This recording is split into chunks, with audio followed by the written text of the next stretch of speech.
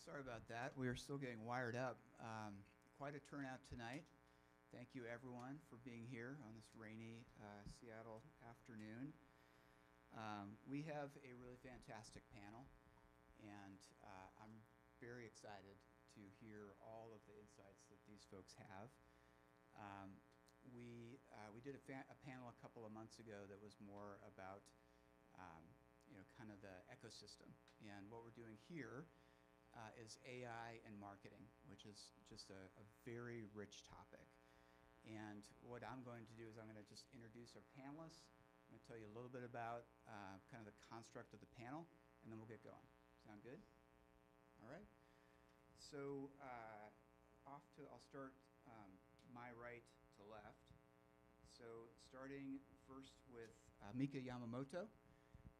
Mika, thanks for being here. Mika is CMO and Chief Customer Officer of Freshworks. Previously, she's had leadership roles at F5, SAP, Amazon, Microsoft. She is all in everything that she does, and that is a lot. Besides her work at Freshworks, she is also a community leader, an outdoor enthusiast, a mom, a board member, and so many other things. So, Mika, thanks for being here. Yeah. Yeah. Right to my right here, we've got Varun. Varun is VP of Engineering, Platforms, and AI at Starbucks, where he's been for 10 years. He is also a certified barista. So, if we get a little tired, maybe we can put him to work. A lot of meat. He's previously had leadership roles at Cigna, PepsiCo, Deloitte, and Accenture. And throughout his career, probably one of your golden threads has been a champion and a leader in digital transformation. And now we're in the world of AI, and he's very much at home. So we look forward to hearing from you. Thanks for being here. Off to my left, we've got Lisa Hillman. Lisa is Senior Director of Digital at Kaiser Permanente. She has also had leadership roles at Tola Capital, at T-Mobile US, where we were briefly compatriots, at Revel and Accenture. And one fun fact about Lisa is she has worked at, I think, at least 15 countries around the world. And when I say around the world, it's all around the world. I wrote down a couple: Indonesia, Serbia, South Africa, UAE, many other places. So you might ask her about some of those experiences afterwards. And then finally, last but not least, we have our host. Thank you for allowing us yet again to crash your beautiful here at Madrona. Matt is Managing Director at Madrona. He's been there for years. All sorts of fantastic investments and some large of here in Seattle, including Smartsheet and others. He is customer first and customer focused. He very recently was AI Power List.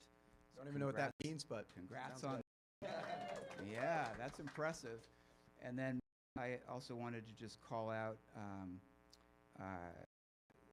something beyond marketing that you recently were involved in, the Fred involvement with the Cancer AI Alliance. And it's great to get into that space where we'll solve that. Thanks. There's huge potential.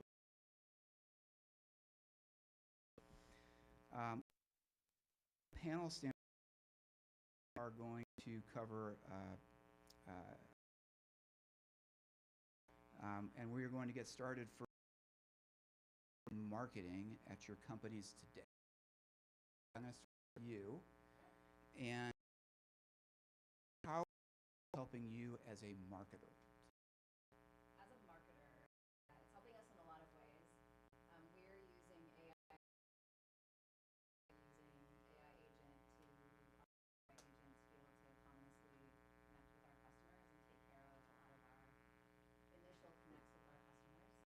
We are using it for initial content development, and so we're using it to help create the initial content you may need for or what have you to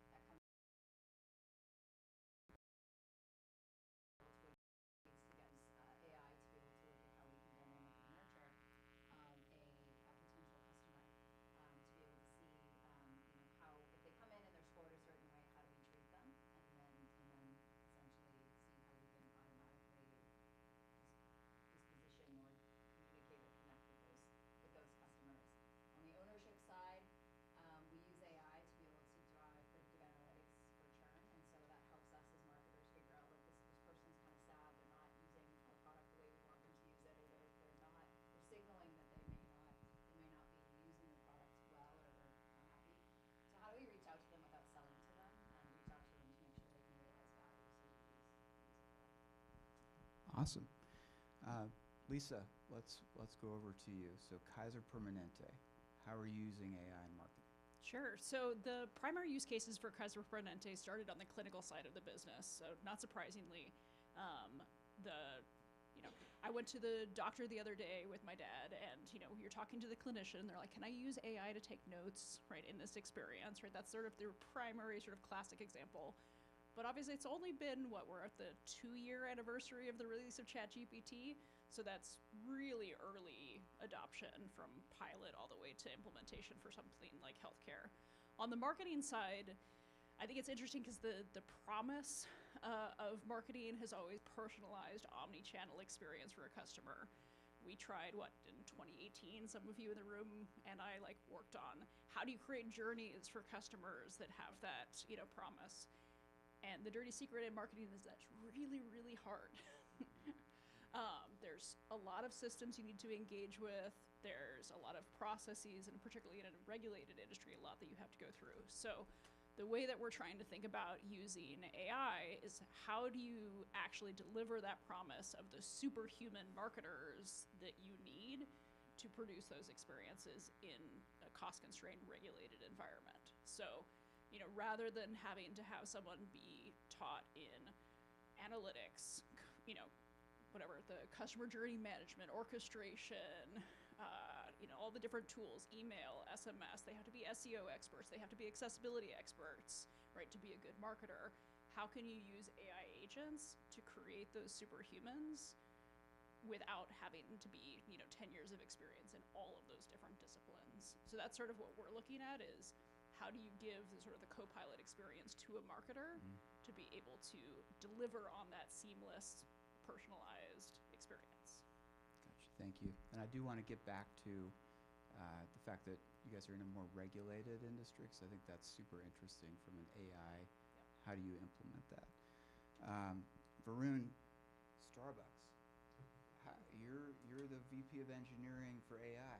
How are you guys using AI at Starbucks? So unlike you, we do actually reach out to sell. So that is definitely one thing. We do that too. We've been using AI ML models, traditional ones, for about 3 years now. So how many of you are Starbucks rewards members who use the app? Great. For those of you who don't, you don't have to sign in anymore. We launched guest checkout, so you don't ever have to sign on.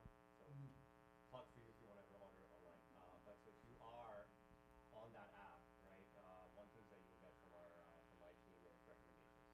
So we do look at your behavior patterns and we recommend products for you to go use. If you actually pick a product that's not in store, we will give you a stock out recommendation of an alternate product that you can attach. And then now, I think about, I don't know, maybe 3 months ago, you can actually go all the way to the checkout screen, and then we give you an attached product. So all of those are our models. So we have about, there's something called our customer data exchange. We have about 300 million customers that are transacted at Starbucks. So we do have quite a bit of data there. We have different segments of customers, and then we use different models on those segments to figure out what product to go attach. So that's really on the customer facing, really on the digital side. But right now we're doing, because I used to run employee experience before this role, and at Starbucks we say you have to have the right experience in the cafe, and actually the product is really handcrafted by our barista. So part of the AI models that we use very much are in stores as well. So our labor curve that helps us predict which labor should be at which station in the store is something we've really worked on. We've started doing predictive modeling on when we think shifts are going to go unmanned, or persons are going to pick them up, so that we can figure out who to go get at that store. We're taking in through voice AI some tasks from the stores to think about how we can automate it, get agents in the back to create efficiencies. So we're kind of hitting it both front of house and back of house. And then we have a whole other different thing going on in our supply chain. All right, that's really talking about how do we get the right product to the right store at the right time, so that we don't have buffers in inventory. So we just started that piece now. Excellent. And the name of your AI system? Yeah, so there was a gentleman, I think it was started when our CEO used to be Kevin Johnson. So he used to be the CEO of Chicken Liver Networks and Microsoft. So we have something called, we call it Deep Blue, just because that sounds cool. So it's Deep Blue. So it's been around for about, it's been about 8 years. So it's basically our own proprietary platform to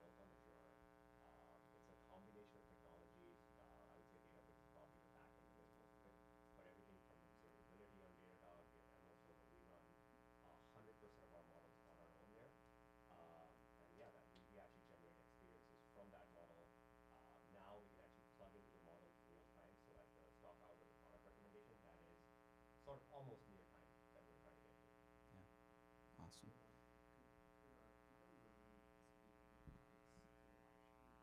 Oh, this. Oh, yeah. Gotcha. Yeah. Sorry.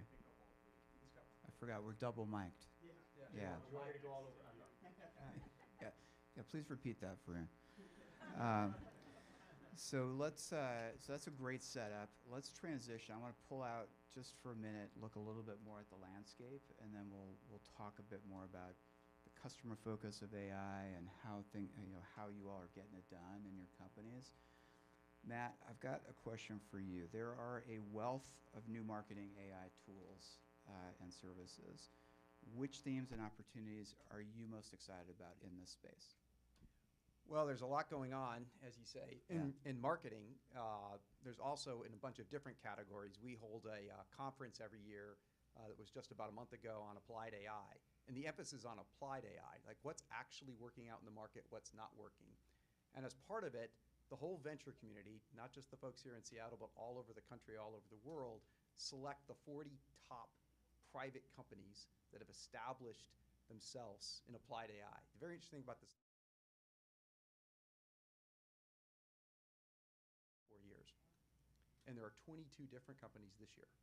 So the dynamism is one of the things. Now, for example, in marketing, 2 years ago, there was a company on the list called Jasper. And I'm not going to throw any shade at Jasper per se. They're not on the list anymore. And the view of that company, which was kind of making it easier for you to basically write stuff, was that they were kind of a thin wrapper around, OpenAI models, and then OpenAI sort of superseded them with some capabilities. A more sophisticated version of that is a company called Writer. And Writer does content for, again, a number of different functions, but marketing is one of their focus ones. And it's a kind of a writing assistant in the marketing domain is a big spike for them as an area. Of course, we've got Gradial here. We'll hear more about Gradial, and they're doing some incredible things. But one other one I'll mention is called Typeface. Typeface is more focused. This is the founder, was former CTO of Adobe, and his company's really, you've got your brand assets. You've got your Starbucks brand assets. You've got your Coca-Cola brand assets, and you're trying to come up with new campaigns that leverage generative AI with your brand assets and being true to kind of what you're trying to accomplish. So those are just a smattering of different use cases that we're seeing in companies that we know that are having a good degree of success in the marketing domain. Yeah, awesome. Varun, you must look at a whole bunch of different technologies as well in this space, the marketing for AI space. What are the themes that you're excited about? Yeah, so we're doing a pretty massive transformation. So our loyalty program was probably started about 8 years ago. And when we launched it, it was a combination of a whole bunch of different assets that we bought. We are right now trying to consolidate to a single platform. It's probably going to take us 2 to 3 years. And actually, Gradial plays with our platform, but we haven't evaluated it yet. But yeah, that's kind of where we're starting. So, and then the one area that we're trying to do is where do we want to have our own intelligence, our own AI models that we actually don't want to use because other models. Because in terms of our customer data, like there's no one that has the customer data that we have. And 50 to 60% of our transactions are loyalty members, so we actually do know them pretty well. And I'm assuming and I'm hoping with guest checkout that that's going to get even broader for us. So I think we're going to be in more of a build phase, especially in this space. Excellent. Let's, okay, so good landscape. I want to talk about the customer because as my partner at Kaleidoscope Partners always tells me, great marketing starts with the customer, right? So Lisa, let's go back to you because you touched on how regulated healthcare is. And so you're working in this environment that's got a number of constraints. Can you talk a little bit about how AI is enabling you to reach and better reach customers, but within that framework, like how are you navigating through it? Yeah, so I think most enterprises right now are in a cost-constrained moment, right? Or maybe not a moment. And then for us, we add the regulation to that. And so as a marketer, sometimes you can look at that and say, this is just impossible. I can't produce the best experience. Or you get a lot of, sort of MVP or maybe not great experiences for most of your customers because you're cost constrained and you're saying, okay, I have to check the box around accessibility. I have to check a box around grade level, reading level, or I have to go through my legal department and they're not going to let me do X, Y, Z. And that can seem from a marketing perspective as just all of these blockers that are keeping you from producing a good experience. What I'm excited about in terms of being a regulated industry and using AI is that suddenly you can start removing those blockers, moving that knowledge further upstream, and not only have better quality experiences and compliant experiences, but actually think about those customers in building the experience. So, there's a classic sort of example in design thinking around scissors, right? Most of us are right-handed. We think about scissors. We don't call them right-handed scissors. But there's left-handed people out there who want left-handed scissors. So from my perspective, the question is, how do you use AI as a designer, as a marketer, as a product manager, and you're building something in Figma and you can say, and the AI can tell you, great, that works, but what about someone using a screen reader? What about someone who's colorblind? That gradient doesn't work. And you stop it at the creation phase rather than getting to a QA, 4 steps down the line saying, this is not accessibility compliant. And so suddenly you've not only checked a box around compliance, but actually injected better experiences upstream for more of your customer base at a lower cost basis too, right? Yeah. Which is ultimately, like, as marketers, you don't have an infinite budget. Yeah. So I think in regulated industries, there's this massive potential to suddenly provide like accessible experiences, multilingual experiences that we've just not been able to deliver historically. Yeah, that's great. Thank you.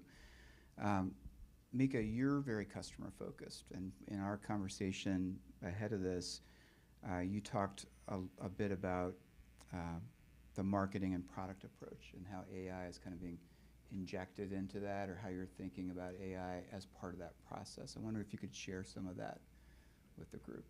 Yeah. So I'm responsible for marketing at our company. I'm also responsible for sales and support, and so I have a end-to-end role. So the accountability runs right through the system with what I get to do. And so we think about marketing, and I don't really think about marketing in terms of this is the brand and this is what we do. I kind of think of every single touch point as being an opportunity to actually create an impression with our customer, whether it's the product, whether it's talking to a support individual or to a seller. And so it's really thinking about, like, how does that end-to-end work, and how do we make sure that we believe in, people first AI. I think a lot of people saw AI come, AI has been around for a very long time, but ChatGPT helped democratize access to AI, and thought AI was going to get rid of all these humans. Like, they were going to get rid of, like, the call center is going to be dead because, AI is going to take over every support individual, and, we're going to see the elimination of lots of jobs. I think we're seeing the reallocation of people because we are in a constrained environment. I think most companies are. But thinking about, like, what can humans uniquely do, and what can AI help with? So AI can go through, as Lisa just talked about, go through tons of information very quickly and scan for things. So we use AI to be able to enhance what humans can do. So if you are a marketer or seller, you're able to go through tons of information about lots of our customers to be able to look at propensity to buy and be able to focus on the people who are actually most likely to engage. We look at going through lots of information about a customer once we know them. So if we think of selling to, where I'm in B2B, so if you look at helping, a marketer helping a seller sell, you can get AI to actually, we created our own internal, we have our own internal use of ChatGPT, where we go through and we have something called SalesBot, and you can go through a 10K and it goes through all the job openings for a company, the 10K for a company, every publicly available piece of information about a company, and summarizes the company's problems and pain points. And so that serves as a really good use of time, because previously we would employ lots of people to go through that much data about a company or a potential customer externally. We can get AI to summarize that and get a human to then engage with the customer far more effectively. We can go through our own data about our own customers and, again, look at propensity to buy, propensity to be not very happy, so we can be more predictive and more proactive about our outreach, so that we don't have to send an email blast to every single customer because they're not all created equal, but we can be a lot more specific and a lot more personalized, because frankly we're looking at consistency, so we're looking for consistency across all of our touch points. We're looking for making sure that people can have a personalized experience, and there's marketing, one-to-one marketing. What was that, a thing probably 20, 30 years ago? Delivering that, just like journeys, is very, very hard, but AI makes it possible because we can go through tons of information and actually truly deliver on that promise of being a lot more targeted to our customer, whether they're a new customer, an existing customer, or a referral, whether they're a small business customer or a customer in Germany versus a customer in California.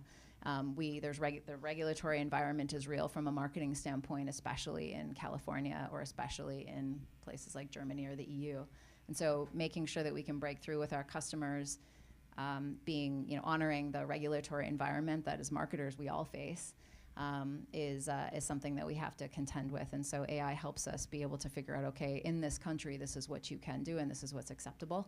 So it helps us deliver a more consistent, personalized experience based on whatever country you're in or based on the company you are.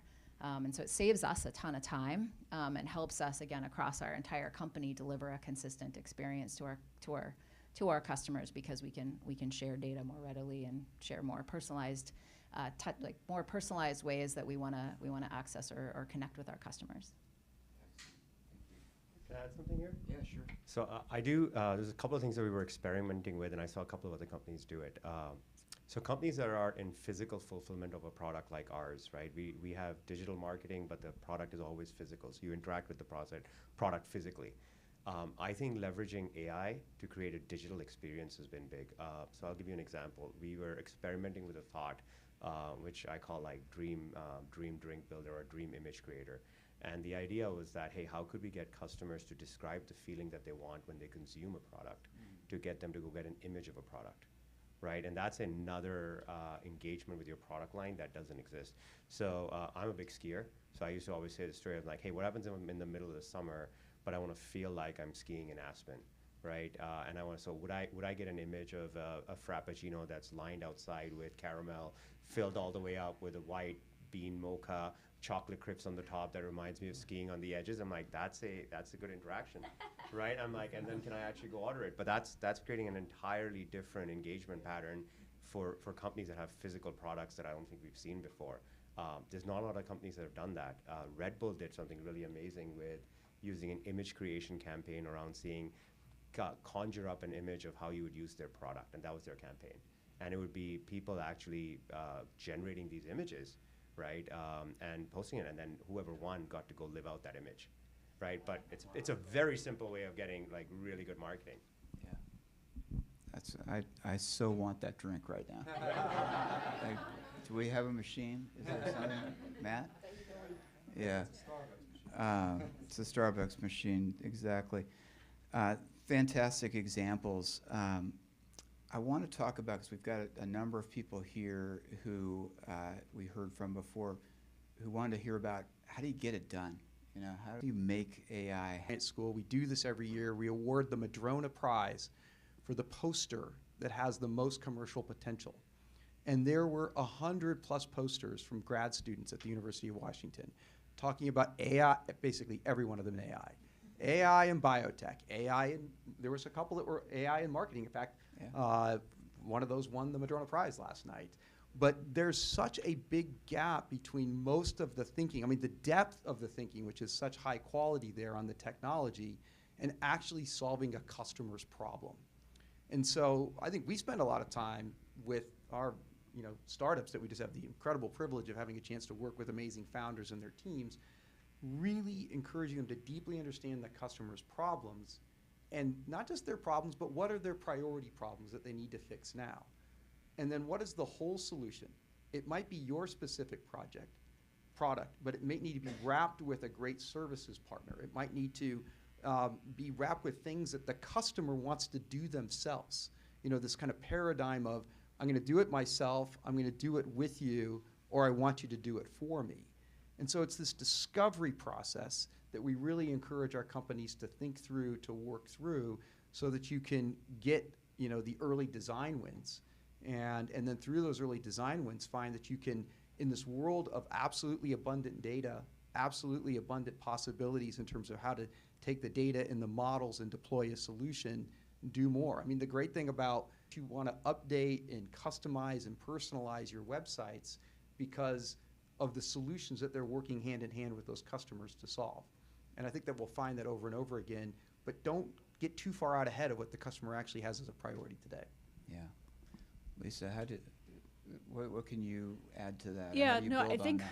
it's interesting because, you know, as a healthcare company, we have to be very cautious about, you know, use of any kind of technology, especially we're talking about, you know, we have to be very careful about our customer data and whatnot. So the position of the company has been, you know, make sure there is a clear use case for a patient outcome, an improvement to the member experience, or an improvement to the employee or clinician experience.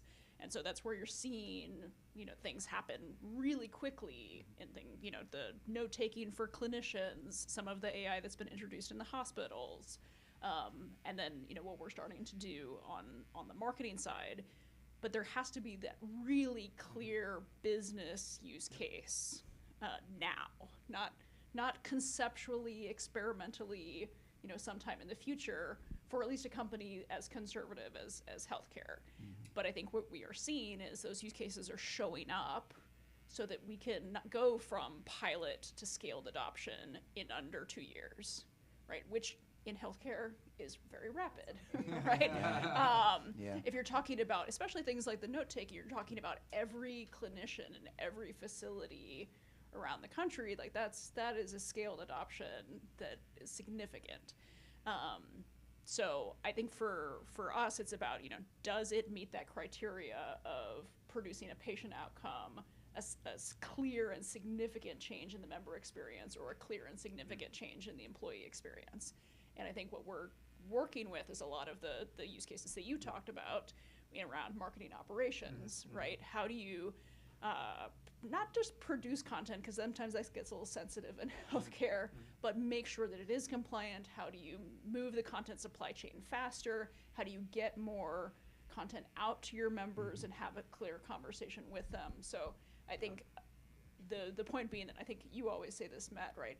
The AI model is the business model. If you don't know what the business strategy is around what you're doing in AI, if it's just experimentation by a technology team, no offense, but like, I think that's where like teams will fail, because some leader will come and say, go do AI, right? Yeah. As opposed to, I know what I am doing with this technology. Yeah. One of the corollary expressions we use a lot around here is the model is not all you need. You know, and these broad general models, the frontier, there's going to be more stuff in the weeks ahead, there's going to be more stuff in the quarters ahead. But what's the business problem that's trying to be solved? How can I leverage models? Actually, we like this term model cocktails, because it's not just models. It's also certain kinds of data stores and vector databases, RAG techniques, other fine-tuning techniques, all in the service of solving some business problem that's a priority. That's the critical.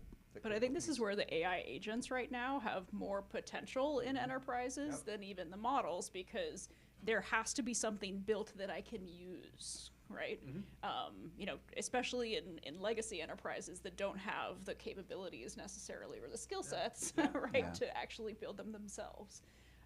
So something has to be productized in a way that we can deploy. Yeah. In terms of getting, like, sticking with the theme of integrating AI into your business and moving the business along, how do you, looking back over here at Varun and Mika, how do you guys think about who are your most critical partners inside, and how do you coalesce around a set of AI-focused objectives? I think the biggest, I think thematically, Lisa, you and Matt addressed the topic of I see two challenges. One is wading through the hype of, I mean, everybody has, I mean, I don't think there's any business out there that works in technology that doesn't have AI on their website or in some part of their marketing. It's just who actually is delivering applied AI that's actually delivering some kind of value that a normal company, not a company that has the resources, frankly, of a Starbucks or of the Mag 7, can take on. Like, not every company can have its own data scientists, data engineers, and builds what Amazon or what Starbucks can build. And so getting through what is real and what is not, I think, is a challenge. I think getting people motivated within the organization to not just, to really truly be interested and motivated to do something with AI is also a challenge. You know, I worked at a different company. I worked at F5, and essentially our mandate was like, look, you've got to apply AI, and you've got to take out this much cost using AI, which is a real thing. I think but then it becomes again, trying to wade through what am I going to do to be able to make that happen. And so across our organization, the thing we have is another element, which is where we sell AI to our customers, and we also do what I'm responsible for support, and we sell support software. So we need to drink our own champagne, which, and so that's a requirement to say, look, you are the support organization that actually supports customers that use our software, so you should use it too. And so we have our co-pilots and AI agents deployed within our support organization, which is handy because they're mostly out of India. And we support, 23 different languages predominantly in, over 130 countries. And to do that and to understand intonation and tone for a person in Germany versus a person in the UK versus, southern United States versus northern United States is very different. But AI can actually help listen to conversations that actually understand the tone in either spoken word or written word and say, this person is actually very angry. And give an emoticon for someone in support to say happy, sad, angry, and the co-pilot can then say this is an appropriate way to respond to someone who is in Germany who might be actually using both English. When people get really upset, they go back to they might start with English, but they go back to their natural language. And so you can respond empathetically with a customer, and your co-pilot can help you. And so what we've done with the organizations, if I think of the 5 organizations that I lead, it's essentially saying, look, you need to actually use the AI tool that we have. If you think there's a better tool, the thing we do is we say, well, you have to actually, our CIO, thankfully, is open to it, and our whole company is open to, if you can find a better tool than we can offer our own customers, we should use the best, and we should actually then raise the bar for our own product team. And we say, we found a better tool, you have 6 months to catch up, or we're actually going to use another competitive tool. And so product always catches up. So essentially, it's the situation I'm trying to highlight is getting your teams motivated to actually want to embrace AI versus having it be mandated. Because something that's mandated isn't really done terrifically well, but people being really motivated to run their business to use AI actually works much better. So the thing I've found is just, putting for each leader of the groups that I get to work with is saying, hey, just go find, it's not a cost-cutting measure, it's more, how are you gonna actually do a step change for your business by applying AI and putting that challenge ahead, and found really good success in each of in marketing, but in support and in sales and in customer success, is those teams really actually finding really good solutions, but having the challenge of wading through what's actually real AI that they can apply versus not is a big challenge. But I think part of the success of AI is finding the right tool that actually does work, but also motivating a team to actually want to do something versus having to say, I did AI because I need to check the box because I'm being told to. And you'll see much better, I think we see much better success in applying it and applying good tools, but if you actually try to motivate your teams appropriately. For me, I think Microsoft goes eating your own dog food, but I think drinking your champagne is so much more palatable. Yeah. I think in terms of stakeholders, so the idea that I talked about, the dream image builder, right? Like, we actually started and we dropped it. And the reason we dropped it is we didn't have our retail operations team with us to say, can we actually go generate the sale, right? Can we actually go take that image and then break it down into ingredients and a bill of material and actually have an MOP order so the barista can go see it and go make it? So that end-to-end cycle about how it's going to show up is for us is the biggest thing. but we tend to be very conservative on customer experiences, right? Because everything that we do tends to be amplified 10 times, right? A drink, whether it's good or bad, an interaction with AI, right? For example, we also have some AI tools we're doing in-house for store operators. So we're being very, very careful because we tend to get hit a lot, whether it's for cyber attacks or penetration. Like it's very common when you launch anything. So we've put on internal agents and then brought them down. So the cost for us around just securing it is very important. And the second big one for us is grounding it for our data.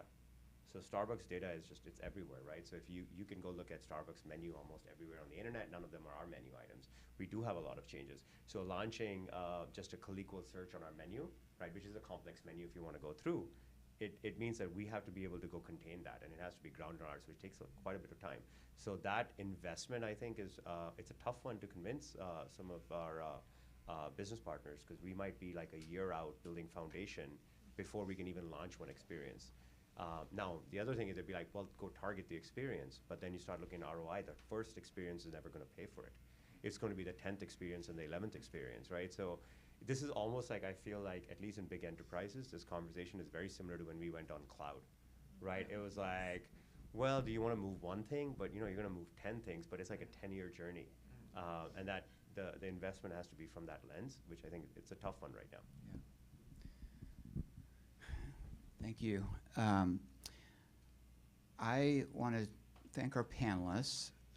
Before we break, though, I want to take a few questions from the audience, because I can sense, I saw hands kind of like, what? I have a question. So I want to get some questions from the audience, only 3 or 4. Then we're going to take a short break. Doug is going to give us a quick demonstration of Gradio. So we'll see live AI in action with marketing. And then what you've been all waiting for, some drinks, model cocktails, and you can ask questions directly to these 4 amazing panelists. So questions, would love to get 3 or 4 questions in, and then we'll take a quick break. Go ahead. Should I speak the microphone or should I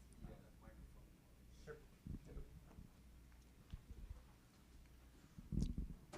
Thank you. My question is actually inspired by one of the comments that Lisa, you made about accessibility. So packaging your AI product so that's usable for organizations with limited resources, but also I want to balance it with security as well. So many of you work in organizations where you have a lot of data, and this data is very valuable, and there is a social contract for safeguarding it. So curious, like right now we live in an era where AI infrastructure is coupling data very tightly with compute. So curious how you're thinking about harnessing the power of AI, but while balancing the security and privacy concerns. Do you want to go first? I mean, I think for us, security and privacy is always going to be paramount, right? It's sort of the bedrock, right, of healthcare, right? Where all things have to be HIPAA compliant, right? All of our technologies included, right? So, and the HIPAA regulations have gotten more and more stringent when it comes to customer data, how you think about marketing use cases, things like even IP address being like HIPAA, under the guise of HIPAA. So the use cases that we would deploy would have to come sort of with that in mind. So either we will exclude completely use cases where you're going to have specific, security or privacy concerns. So we might actually be restricted from applying AI in a marketing context to the data layers, at least for a while, right? Because that's going to be extremely sensitive. So the use cases that we can use are operational, things like Gradial or copy editing or things of that nature, where you're not actually interacting with HIPAA data. Or obviously we've got all of the other security and privacy structures around the data, but I would say for the most part we're trying to stay away from circumstances where you're actually touching customer data exactly for the reason that you're talking about. So I don't know if that entirely answers your question about the infrastructure. You're probably more Yeah, I suited mean- to answer the infrastructure question. I think we are very forward-looking in security just because we have to, but our entire architecture is changing because of AI. We used to have these monolithic data platforms, and we've gone away from them. We've been creating transitional data hubs. So I support customer, store, product, revenue. They're all on their own. They all are enterprise grade. They have enterprise APIs. We have data lineage and security down to the level. And then anyone that's using that data has to be, it's classified in tiers. So if you're doing anything on the employee side, any models, whether it's AI, ML, or even future, like we have to have security access based on the type of data we're accessing. It's taking a long time to go get there, and then things keep changing. When California passed the right to forget for customers, that changed a lot of the data that we had. So we had to go build archiving and purging and permission. So our customer data gets, I think we get about 60 million permissional changes, depending on which notification stuff we do, like a week. So I think that's really changed, and that's also in our stores. It's impacting us quite a bit too. In stores, we have other concerns. So for example, we don't want baristas using their own cell phones for accessing AI in the stores. So we have to secure the store network. We have to make sure they're using the devices we want so we know from which point it's coming in and interacting us. So it's quite a bit that we're working through on that. Another question. Go ahead. Oh. Hi, thanks for the invite. So the question is this, right? So a couple of years ago, like this ChatGPT stuff came out and everyone got like really, really excited. And I remember attending a Salesforce conference where they demoed something that wasn't entirely real, I think, right? But in the marketing context, it was like really amazing. Like you could do a prompt-based thing that would generate a site that would have a link that would be personalized, all this stuff. So I'm curious, what promise from a couple of years ago, like you were really excited about, and now just didn't happen and isn't going to happen?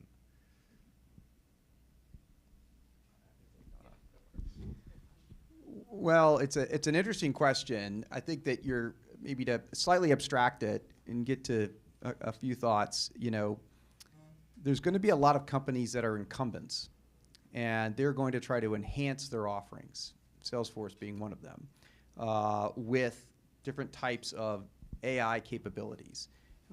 And that is going to be, they have some advantages in that front because they've got data, they've got customers, they've got context, they've got workflows, in the case of software companies, to take that as an example. But they've also got bureaucracy, they've also got legacy stuff that's got constraints, and largely that's built around sort of structured, what I would call structured data, both structured databases and structured workflows. And so actually I think it's going to look like those companies, notwithstanding Mark getting out over his skis on that particular front a couple of years ago. I think it was the early days of their data cloud stuff. They're going to actually look like they're winning. And I think that's going to be true for the next maybe 2 to 3 years. Now, way down under the radar here, there's going to be this set of Gen native companies. So I'm contrasting Gen enhanced with Gen native. And if they do a really good job listening to the customers, I think they're going to have an opportunity because the infrastructure, as Varun is pointing out, is different.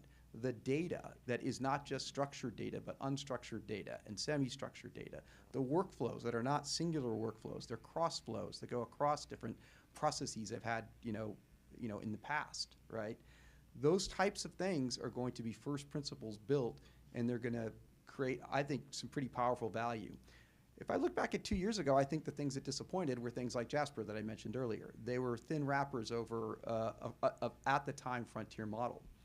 And I think the question to ask is, if you've seen generally, we could point out some negative examples, that the world has changed more than you expected the last couple of years, with even at this end user level being able to leverage and unlock the value of unstructured data and differently structured workflows. And you see what's happening and what's going to happen even in the next set of weeks. I think most of the big model companies are waiting till after the election to tell you about their new great things, and probably smart on their part. Do you believe in the next 2 years things are going to change more than what's happened in the last 2 years? And if you, as most of you are nodding your head, how are you living your life differently as a result of that? Not just your life as a person, You know, everybody at Madrona we pay for Perplexity and ChatGPT. We want everybody using it. We want to understand what's working, what's not working, how it helps us do our own business, and then inform how we think about helping our companies. So what choices are you making personally, and then what choices are you making professionally to live your lives different? Because I think it's going to be more different more quickly than anything I've seen in 25 years of venture. Yeah. Yeah, but I think you guys referenced the cloud transformation within companies, right? And now this is sort of like the AI transformation wave. And, you know, as Varun mentioned, that you've got the foundational layers that need to get built. So that's going to be another, 10 years for legacy companies to the point where they actually have the foundations that they need to build for these things. But there's always going to be a few sort of untouchable areas of an enterprise. And so to your point, the thing that I think over the last 2 years has been massively hyped is the creative generation. Not because it's not phenomenal. I have a calendar at home that is entirely AI creative images. But within enterprises, brand assets are sacred. And so unless you're a more progressive marketer, I think the creative generation is going to be really challenging for big companies. So maybe not like completely like, is it not going to happen? It's going to happen at some point, but I think that's where companies are going to be way more conservative in terms of things that like they own and they do not necessarily want, 600 variants that are AI generated, particularly in photography, right? Yeah. So I think for me that's one's going to be a little bit like longer tail than people imagine in legacy companies. Excellent. Well, look, we took a couple questions. I want to make sure we keep moving along so that Doug has a chance, then we have a chance to socialize and you can ask questions of these fantastic people. Matt, Lisa, Varun, and Mika, thank you so much for being here today and being on the panel. And why don't we give them a big round of applause.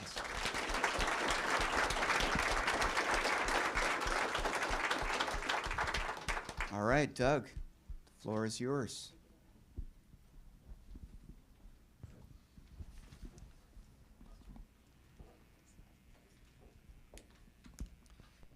Awesome. So while Doug gets set up here, I'll give you guys a quick overview. You're going to see some pretty cool features that aren't exactly new, but we're starting to hear a lot of customer demand around. So we'll show you a little bit of what like a migration powered by Gradial looks like. We'll show you pretty cool Figma to AEM web page. That's a big one that comes up a lot. And then a couple others as well. So we'll give Doug like a second or two to get wired up and get set up and then get the ball rolling.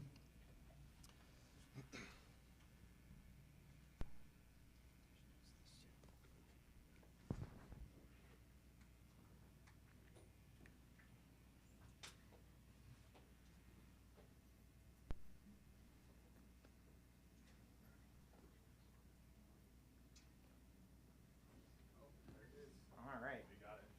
Well, I think one of the questions really read my mind here because the first thing that we wanted to share was really actually an example of creating a web page based on a simple prompt. And so this is the Gradial platform right here.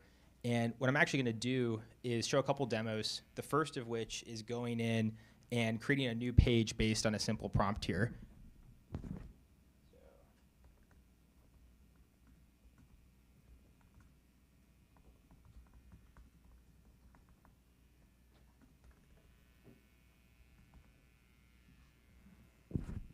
So we've got a couple of different ways to kind of interact with the AI system here. And behind the scenes, this is integrated with the CMS system for this demo environment, in this case, Adobe Experience Manager. And so I've actually got all of my component library and templates integrated with Gradial here. And so what I've done is I've given that prompt to the Gradial agent. It's gone in, it said, what are the different components within this design system? And I can actually go and prompt it to start generating the copy for that page as well. And as it's doing that, it's doing it in an aware way within the design system, so it kind of knows what's the purpose of each of these different parts of the page, what kind of copy should I put in different places, what's the design system and the way that this this brand has assets interspersed in the page, things like that. I can come in here as well and just add some additional context. I've got this on-brand image that I want to throw in here in the hero, and when I'm ready to generate this, I can actually go ahead and hit generate, and it's going to actually go fully author the page within my system of record. So in this case, Adobe Experience Manager. Yeah, so the prompt was generate a new page about life insurance for families. That was the prompt. So it's running right this second, and you can see on the right that it's actually uploaded that asset. And if I click on this, this has been uploaded into Adobe Experience Manager in the Assets folder. And so it's handling for me all the different workflow steps there, publishing the asset, naming it, adding metadata and tagging. And if I go back over here, I've got a completed page, and I can open this up. And you can see that I've got all of that copy that was AI generated, as well as the image authored within the components within my design system. And so it's operating within Adobe Experience Manager just like I would if I was going and making this page myself from scratch. And I can also come in here and actually continue to have a conversation with the Gradial agent and actually have it customize the page as well. And so if I come down here and open up this tool called the Visual Editor, I can, for example, highlight this, this FAQ section and say something like, add a new FAQ saying, what is life insurance?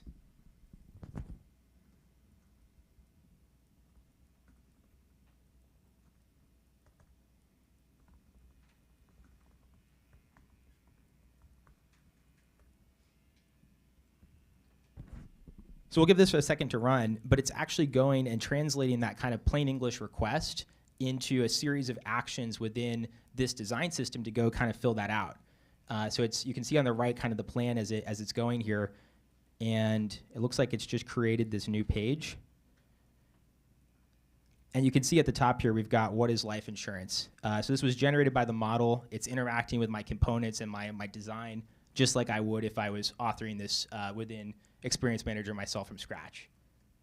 And another scenario that comes up pretty frequently is we need to migrate a lot of different content into this design system. So for example, you might have something like some new pages that need to get kind of migrated into this design.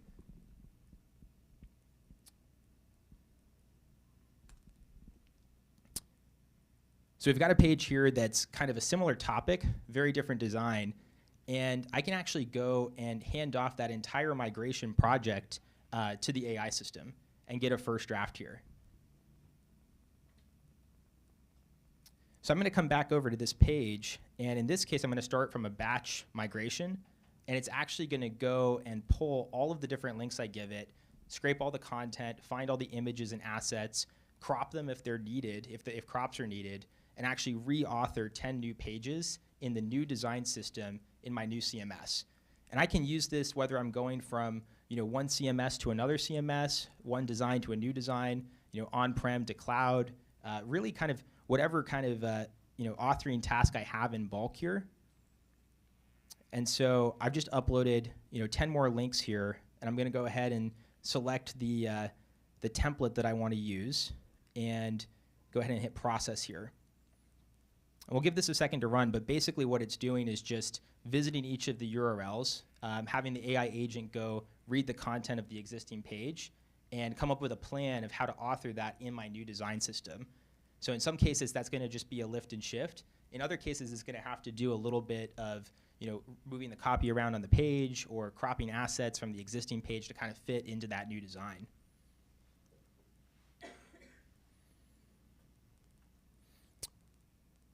So these are running here. It'll take about a minute or so. But once this is done, what we'll get is basically a first draft plan for how to migrate those pages into my new design system that I, as a designer, can come in and take a look at and modify with any changes I want to make.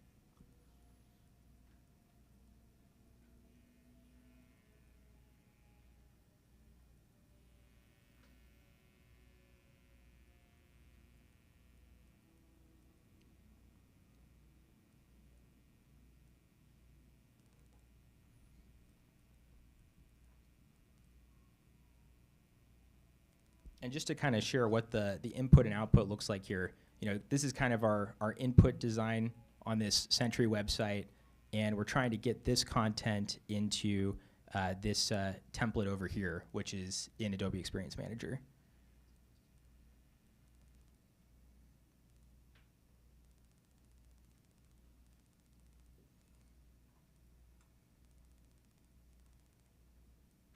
Can I ask you a question? Yeah, go for it. Is it editing for language consistency or things like that in the content? Yeah, it can. So in this case, the default setting is that it tries to do a lift and shift here, wherever that's appropriate. That's the default setting. But you can also have something where you say, like, I want to conform this to a new brand guidelines, or go through a different kind of brand voice check there as well.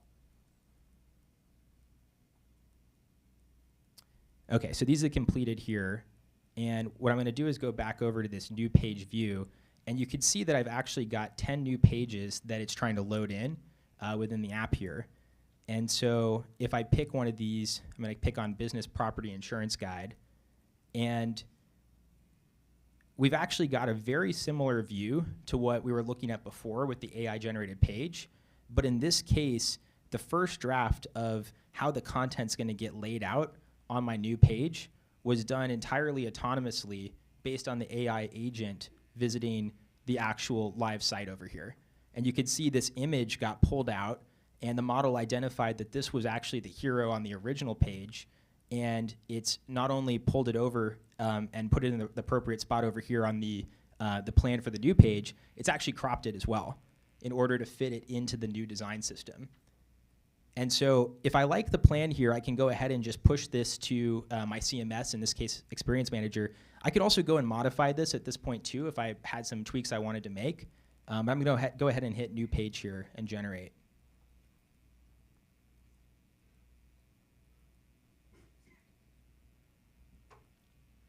And so again, it's basically just taking that plan, that kind of layout for the page that the AI put together, which was based on the components and the design system as implemented in the CMS. And it's going ahead and just authoring that page here. And it looks like I've got a staging link. Pull this up side by side.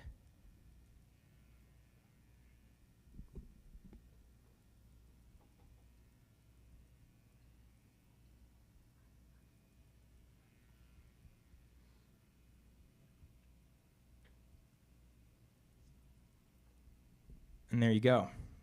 So we got the right content in the right spots. We got floods and earthquakes, all the different sections here, and owning versus renting, choosing your provider, and it's all been fit into this new design system, including that image at the top. So I can do that in a batch across 10 pages. I can do it across 1,000 pages, and get that first draft as part of a redesign or a migration, in just a couple of minutes. So the next thing we really were excited to share today, this is actually the first time that we've shared this, is a Figma to AEM generation here. And so in the same way that we can provide those links to an existing site, we can also take a design like this Figma design and provide that to the model and have it take that and actually author a page in AEM based on that design as well. So we're super excited to share this. This has been something that we've heard from a lot of customers as a real pain point. And I'm going to go ahead and just start off by customizing this Figma a little bit before we drop it into the model here. I'm just going to change this. Let's see. Set this to peace of mind.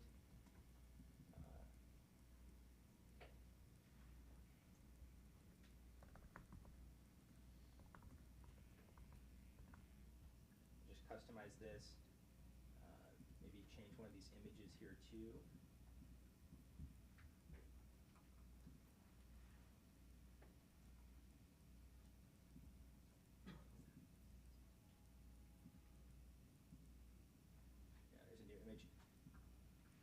Okay, so once this looks good, and actually just to show this real quick, we've got some nested content here too. So if I hide this, you can see we've got a couple different cards in our Figma mockup. And I'll just go ahead and do the exact same thing that we did for the other pages here. go back to the page creation tool and drop in the link to my Figma. And what's happening behind the scenes is that the model's able to go to that Figma file, use the Figma APIs to retrieve all the text on the page, all the image assets, all the layout information, and make a decision of what components are being used within my design system that it needs to go author in order to kind of recreate that page within Adobe Experience Manager.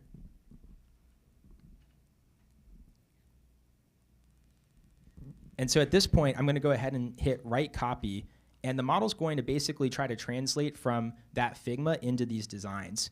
And you could see right away, it's identified the appropriate eyebrow here. So we've got peace of mind, just like we did at the top here in our input. It's got the copy for the main title. And if I go down and I find some of the image areas, like in this component here in the carousel, we've got an image tray. I actually can go and pull in images that were in the Figma file as well. So it's pulled those in automatically. So I can go ahead and select this one here and go down here and add some of the icons in as well.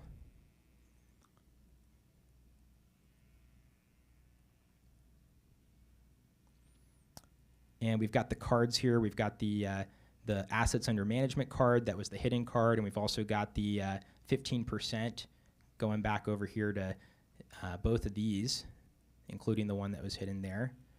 And once this looks good, I will go ahead and hit generate, and we'll get that page in AEM.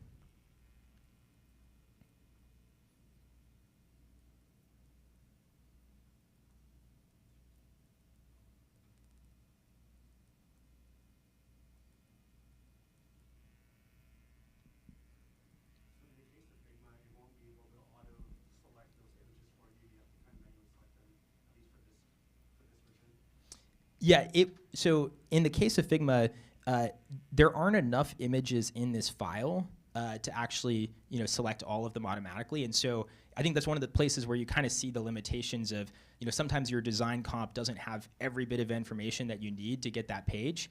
But it did pull all the images out of Figma, so I can select them very quickly. I can add additional ones if I'm a designer and I need to go do that manually.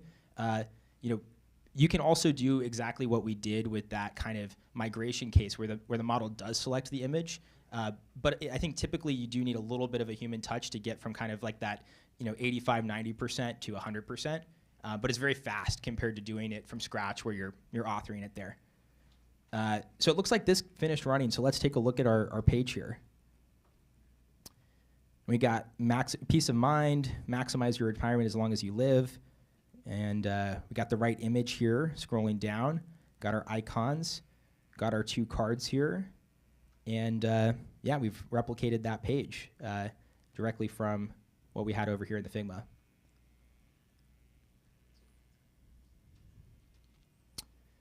Yeah, so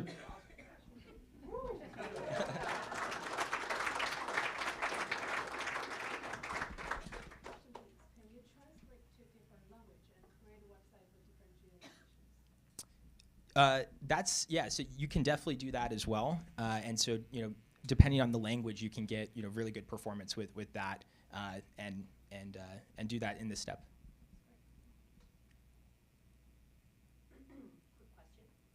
When it pulls images into the AEM library, if you have a specific naming format that you predefine, does it recognize that format? Can you input the rules for that format so then that assets are uploaded in that? Totally, yeah. And so part of what it does, if we go back over here, is it actually runs a QA and accessibility check. And as part of that, I can have my image authoring guidelines. And so that can be something like, here's how I put folders in the, here's how I put assets in the DAM. Lifestyle goes in a very specific place, maybe has a different naming convention. Icons go somewhere else.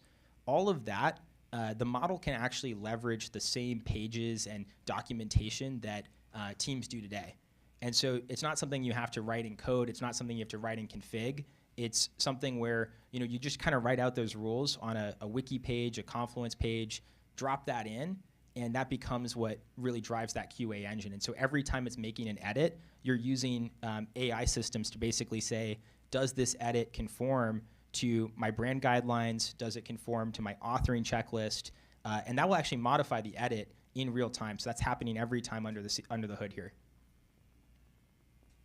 A question, so platform support, AEM, Sitecore, Contentful, I think there's one more, I'm forgetting. Will you be shipping support for other CMS platforms soon that they can share? Yeah, we're experimenting with a number of other CMSs. Optimizely, for example, is a big one, and so yeah, definitely plan to kind of continue to expand the number of integrations there.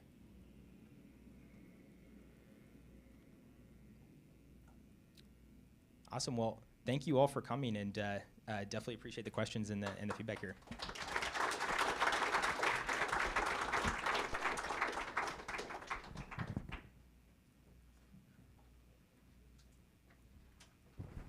Awesome. Thank you all so